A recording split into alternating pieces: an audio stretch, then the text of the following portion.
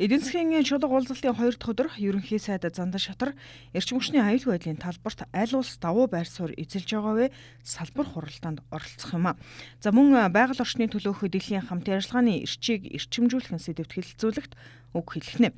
Мөн дэлхийн аялал жуулчлалын чуулга уулзалтын өндөр түвшний хуралдаанд панелистаар оролцох юм. Түүнчлэн Монгол улсын ерөнхий сайд Зандан Шатар, Их Британий ерөнхий сайд асан Тони Блэр нар өнөөдөр уулзах тавтай байна.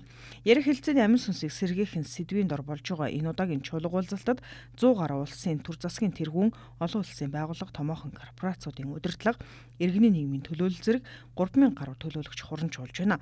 За манай улсын хувьд энэхүү чуулга уулзалтад өндөр дээд түвшний оролцоогоор дэлхийн улс төр эдийн засгийн шийдвэр гаргагчдтай шууд харилцаа тогтоох, улс орны хөрөнгө оруулалтын орчныг өргөн хүрээнд сурталчлах, засгийн газраас хэрэгжүүлэхээр зорж байгаа төсөл хөтөлбөрүүдэд олон улсын дэмжлэг, хөрөнгө оруулалт татах шин түншлэлийг өргөжүүлэхэд чухал ач холбогдолтой юм а.